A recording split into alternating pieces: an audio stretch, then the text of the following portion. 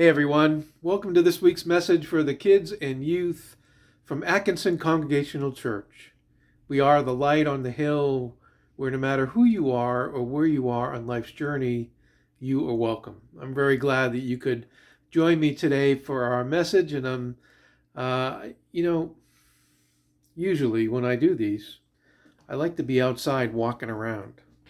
But today I am not outside walking around because it looks like this outside.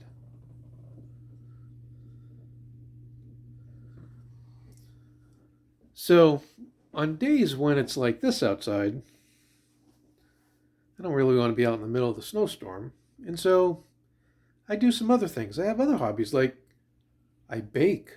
So today I've been baking. So let's check some of it out. You ready? So there's some blueberry muffins. And these are banana muffins.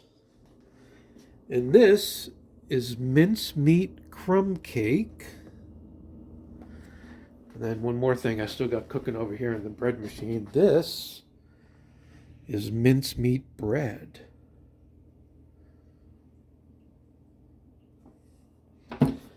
Gotta do what you gotta do. So, I'm thinking about how there are times when we don't get heard, when we can lose our voice. The Bible message that you're going to explore when you go over to the website, if you're not there already, from Go Plus, is the one, the story at the beginning of Luke's Gospel, where Zechariah, who's a priest, is visited by an angel named Gabriel. And Gabriel tells him that he and his wife are going to have a baby boy, and that boy's name is going to be John, and he's going to be super important. He turns out to be John the Baptist. And Zechariah says, dude, do you know how old I am? Do you know how old my wife is? We're not going to have babies. We're a little past that age. And Angel Gabriel says, no, dude, you should not be thinking that you're smarter than God and that God can't do what God can do. God is going to make it so that you and Elizabeth have a baby. Zechariah still isn't sure. He believes all this stuff, and so Gabriel says to him, so here's the deal, Zechariah, starting at this moment until after your son is born, you will be silent. You will not be able to speak. You will have lost your voice. And sure enough, Zechariah could not speak. He could not speak until after his son was born.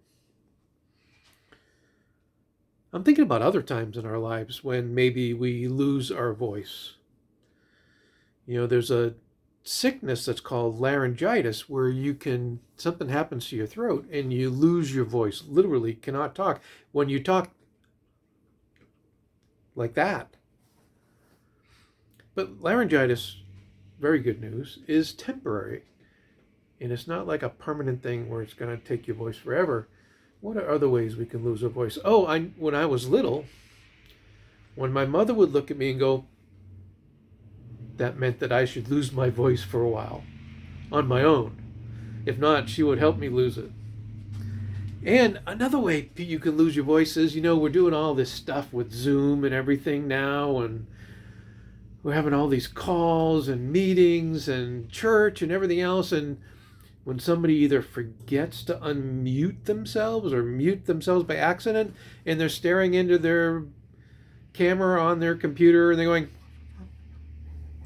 and the rest of us were all going, we have no idea what you're talking about because you're muted. You have lost your voice.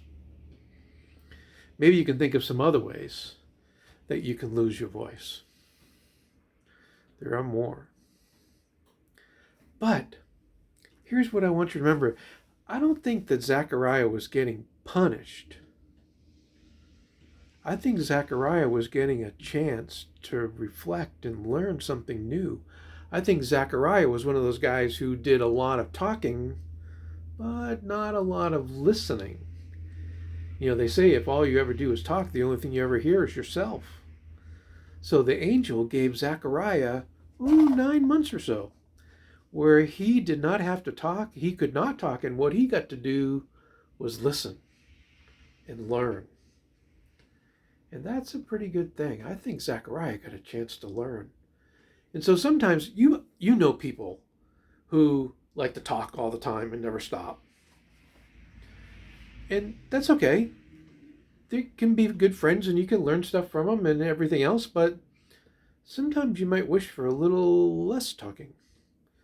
Or maybe you want to get a chance to talk, but you can't get a word in edgewise. So losing your voice for a bit can be a good thing if it means that you, as the person who loses your voice, gets a chance to think and reflect and learn something new.